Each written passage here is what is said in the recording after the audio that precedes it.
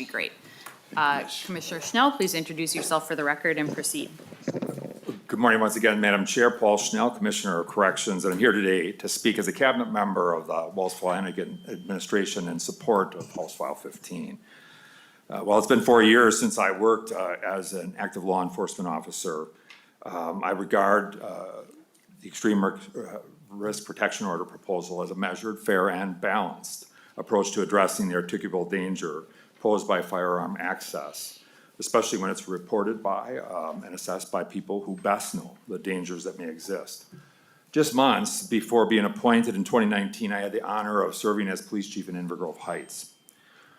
On one evening, and as time would permit, I would respond to calls for service with the incredible officers who serve that city. On this particular night, we responded to a call from a wife whose husband was experiencing a true mental health crisis, exacerbated by worsening alcohol abuse, likely to douse his depressive pain. I and other officers responded and met the man's wife and daughter at a neighbor's home. The wife reported that when she went to check on her husband that evening, she found him highly intoxicated in the garage, carrying a handgun and threatening to shoot himself. She told us that her husband was becoming increasingly despondent. She said this was not the first time he had threatened to take his own life, but it was the first time he had taken out a firearm, loaded it, and pointed at himself. The man's wife said she was going to call for help, and he told her that if the police or the paramedics called, he would shoot them and take his own life. Out of fear for what was going to happen, she got her daughter out of the house, called 911.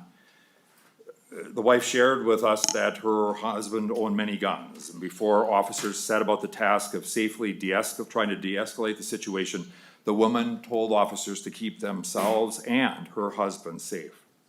After about an hour of conversation, the man came out and was taken to the hospital for an assessment. He was released the following day after committing to abide by a safety plan, further assessment, and treatment. 48 hours later, officers were back at the home when the wife and daughter again fled. This time, the husband, again in crisis, intoxicated, angrily roamed the house, telling his wife and daughter that he would never allow them to have him taken away again. They said they were unsure what was about to happen. They again left the home.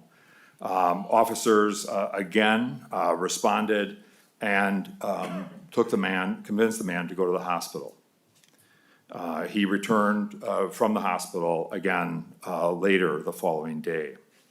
But before that, they had called the police department and asked for that all the guns from his home be removed out of care or concern for the fact that he would take his own life or others. But no mechanism existed to allow that to happen. The next time officers were called to the home about a week later, again, the man in crisis, standing in his garage, this time threatened neighbors next door by pointing a gun at them.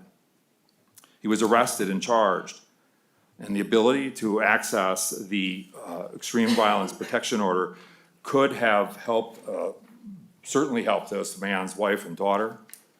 It could have, in this instance, helped this struggling man avoid a criminal conviction.